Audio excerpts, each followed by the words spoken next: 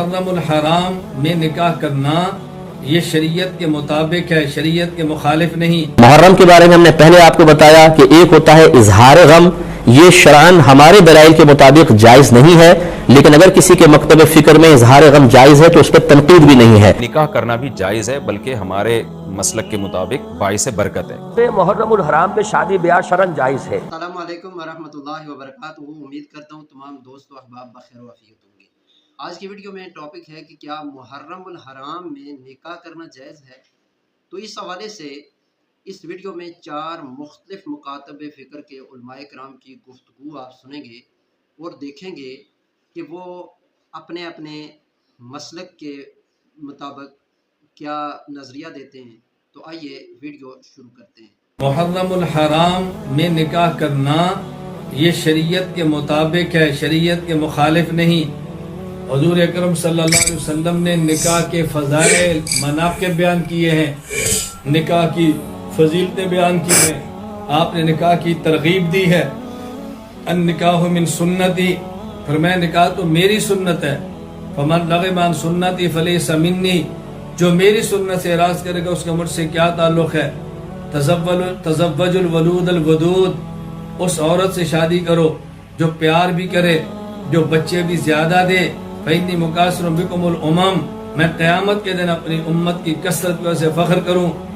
اللہ کے نبی ارشاد فرما رہے ہیں اذا تزوج العبد، جب بندہ نکاح کرتا ہے فقد استکمل نصف الدین، نصف دین مکمل ہو گیا۔ فلیتق اللہ فی نصف الباقی، باقی نصف دین کے معاملے میں بھی اللہ سے ڈرتا رہے۔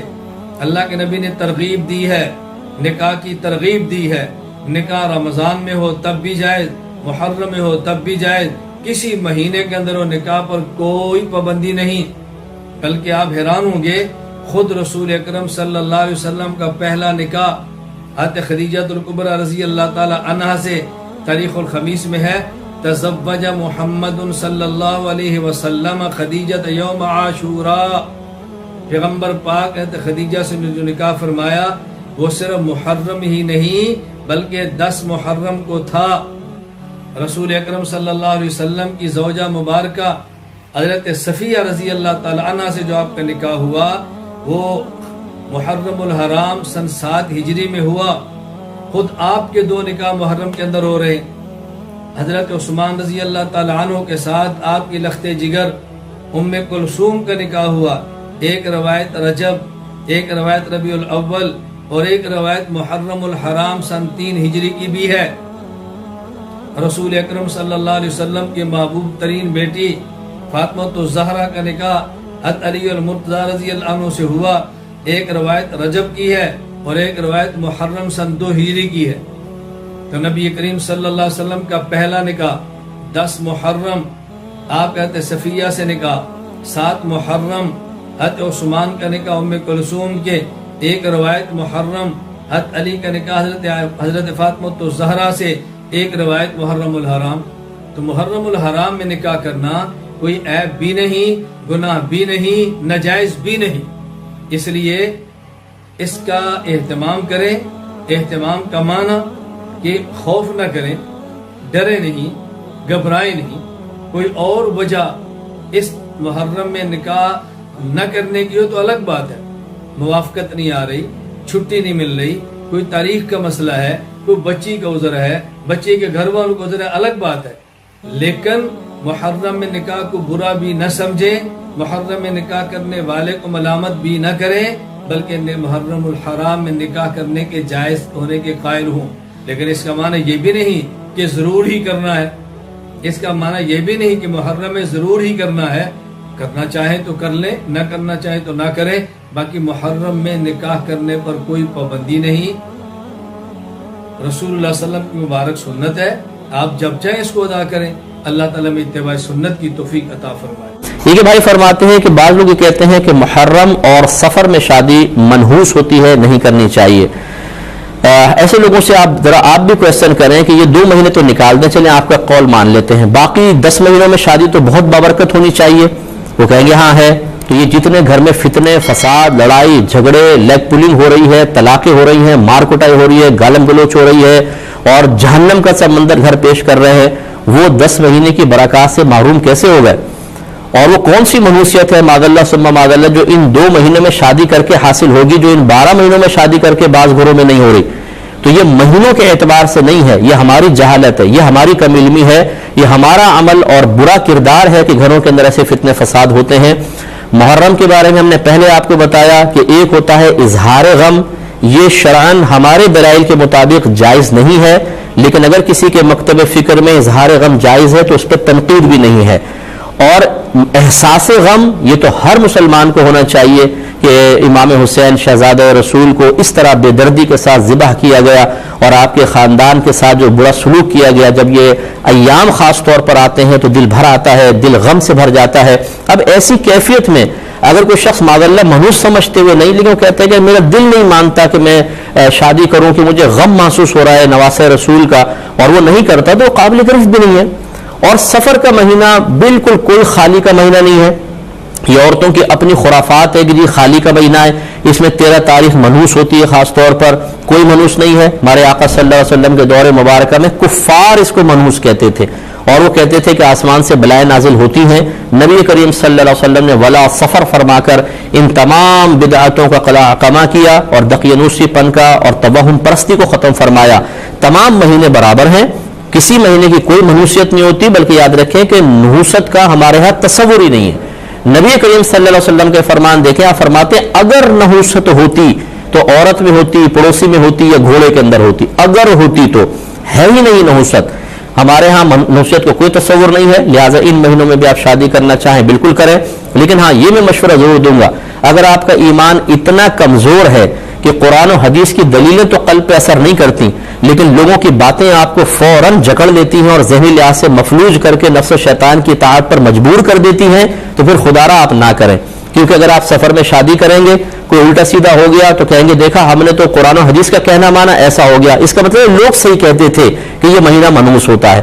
تو یہ پھر اتنا ضعیف الاعتقادی انسان کو سکتا ہے کہ دار اسلام سے باہر لے جائے، تو اتنے اگر کمزور ہے تو نہ کریں، اگر مضبوط ایمان کے ہیں تو سفر میں شادی کریں، کچھ بھی نہیں ہوتا، وہی ہوگا جو باقی 11 مہینوں میں شادی کرنے پر ہو رہا ہے۔ اس لیے بالکل نہ گھبرائیں، اور اس قسم کے مہینوں میں کوئی نحوست نہیں ہوتی، یہ لوگوں نے غلط کہا ہے، اور جو یہ کہتا ہے بلکہ وہ قابل گرفت ہے، اسے اللہ کی بارگاہ میں توبہ کرنی ہوگی، کیونکہ جب ایک کام اللہ تعالیٰ اس کے رسول نے مطلب منع نہیں کیا ہو، اور ایک چیز کی خبر اللہ تعالیٰ اس کے رسول نے نہ دی ہو، اس خبر کو عام کرنا اور کہنا جی یہ منحوس ہے، تو یہ تو گناہ کا کام ہے کہ جب اللہ اس کے رسول نے خبر نہیں دی تو آپ کو کیسے پتہ چلا کہ منحوس ہے؟ دلیل پیش کیجئے، نہیں پیش کر سکتے تو یہ افتراء علی الشریعہ کہلائے گا، اور اس پر توبہ کرنا واجب ہوگا۔ محرم میں نکاح کرنا کیسا ہے؟ یہ سوال بھی ظہور احمد نے کشمیر سے پوچھا ہے۔ محرم میں نکاح کرنا بھی جائز ہے، بلکہ ہمارے مسلک کے مطابق باعث برکت ہے، کیونکہ محرم کو اللہ کے نبی نے محترم قرار دیا ہے، جو قابل احترام مہینہ ہے تو مقدس ہے، تو مقدس مہینے میں عبادت کا ثواب بھی زیادہ ہوتا ہے، اور نکاح بھی شریعت میں عبادت ہے۔ نکاح کیسے عبادت ہے؟ شریعت نے نکاح میں عبادت کا رنگ ڈال دیا ہے۔ دیکھیں آپ کہ نکاح ایک معاملہ ہے، لیکن اس سے پہلے خطبہ بھی ہوتا ہے، خطبہ جمعے کی نماز سے پہلے ہوتا ہے، خطبہ عید کی نماز سے پہلے ہوتا ہے، خطبہ استسقاء کی نماز سے پہلے ہوتا ہے، خطبہ حج میں ہوتا ہے، یہ ساری عبادتیں ہیں نا جس میں خطبہ ہے، لیکن اسلام نے کیا کہا؟ نکاح سے پہلے بھی خطبہ ہوگا۔ اس کا مطلب اسلام نکاح کو عبادت قرار دے رہا ہے، نکاح میں عبادت کا رنگ بھر رہا ہے، تو عبادتیں تو مقدس مہینے میں زیادہ ثواب ہوتا ہے ان میں۔ تبھی آپ دیکھیں نبی صلی اللہ علیہ وسلم نے فرمایا رمضان کے بعد سب سے زیادہ روزوں کا ثواب محرم میں ملتا ہے، کیوں؟ مقدس ہے نا، تو عبادت کا ثواب بڑھ گیا اس میں۔ تو اس حدیث سے صاف ہمیں پتہ چلتا ہے کہ اگر کوئی محرم میں اس نیت سے نکاح کرتا ہے کہ مقدس مہینہ ہے، تو اس میں عبادت کا ثواب بڑھ جائے گا، اور اس میں انشاءاللہ اللہ سے امید کی جا سکتی ہے کہ خیر و برکت زیادہ ہوگی۔ اس کو منحوس سمجھنا جائز نہیں ہے۔ اگر آپ کہتے ہیں اس مہینے میں چونکہ حضرت حسین رضی اللہ تعالیٰ عنہ کی شہادت ہوئی ہے اس لیے منحوس ہے، تو یہ غلط ہے۔ ایک تو ہماری نظر میں شہادت ایک بہت مقدس مقام ہے، اس کی وجہ سے کوئی مہینہ منحوس نہیں ہو سکتا، مقدس تو ہو سکتا ہے، منحوس نہیں ہو سکتا۔ دوسری بات یہ کہ یکم محرم سے لے کے 29 یا 30 ذی الحجہ تک اسلامی تاریخ میں کوئی ایسا دن نہیں ہے جس میں کسی مقدس شخصیت کی شہادت نہ ہوئی ہو یا کسی پہ ظلم نہ ہوا ہو۔ اگر آپ تاریخ کے اوراق اٹھا کے دیکھیں، ہر مہینے ہر تاریخ کو کوئی نہ کوئی اسلام میں اچھا واقعہ بھی ہوا ہے اور برا واقعہ بھی ہوا ہے۔ حضرت عثمان رضی اللہ تعالیٰ عنہ کی شہادت ہوئی باغیوں کے ہاتھوں، خود نبی صلی اللہ علیہ وسلم کی وفات ہوئی ربیع الاول میں، اور بھری ہوئی ہے نا اسلامی تاریخ، حضرت علی رضی اللہ تعالیٰ عنہ کی شہادت ہوئی، تو ان تمام شہادتوں کے آپ ایام نکالیں، ان کے مہینے نکالیں، کوئی مہینہ نہیں بچے گا۔ شہر محرم الحرام میں شادی بیاہ شرعاً جائز ہے، اس کے لیے حوالے ہیں، اگر ہے تو کیا پھر بھی اسے رواجاً محرم کے تقدس کے منافی سمجھنا ٹھیک ہے؟ محرم کے تقدس کے منافی سمجھنا تو غلط ہے، اس لیے کہ کوئی شے ہے ہی نہیں۔ اس شے کو تو یعنی جب وہ معاملہ ہوا تھا واقعہ میرا، تو شیعہ علماء نے بھی کہا کہ حرام نہیں ہے، ہم نہیں کہتے کہ حرام ہے، ناجائز ہے، یہ کہا انہوں نے۔ تو یہ تو در حقیقت ایک چیز ہے کہ جو رواج اس کا پڑ گیا ہے۔ تو میں نے تو یہ کہا تھا کہ حضرت حسین رضی اللہ تعالیٰ عنہ کی شہادت محرم میں ہوئی، حضرت حمزہ کی شہادت جو ہے وہ شوال میں ہوئی، اور شوال میں آپ شادیاں کرتے بیتاشا۔ حضرت مصعب بن عمیر کی شہادت ہوئی، حضور زخمی ہوئے، 70 صحابہ جو ہے وہ اس میں شہید ہو گئے، جن میں حضرت حمزہ اور حضرت مصعب بن عمیر جیسی شخصیتیں موجود تھیں۔ اگر یعنی خاک کربلا پر بھی اگر یہ اتنی تعداد میں جام شہادت نوش کیا ہے، بچے بھی بڑے بھی، تو وہاں تو یہ کہ 70 جو ہیں صحابہ کرام حضور کے صلی اللہ علیہ وسلم، لیکن یہ کہ یہ کہاں ہے کہ اس شوال کے مہینے میں آپ شادی نہیں کر سکتے؟ غزوہ احد شوال میں ہوا ہے۔ تو یہ چیزیں ایک غلط تاثر ہے کہ جو ذہن پہ قائم ہو چکا ہے، اور اس میں کوئی بھی اس کے غلط ہونے یعنی اس کے لیے حرام ہونے کے لیے جواز کے لیے حوالے درکار ہے۔ جواز تو ہر شے جائز ہے، الا یہ کہ وہ حرام ثابت ہو۔ ہماری تو شریعت کا کہ اصل جو ہے وہ اباح ہے، مباح ہے ہر چیز، الا یہ کہ اس کے لیے کوئی ممانعت وارد ہو گئی ہو۔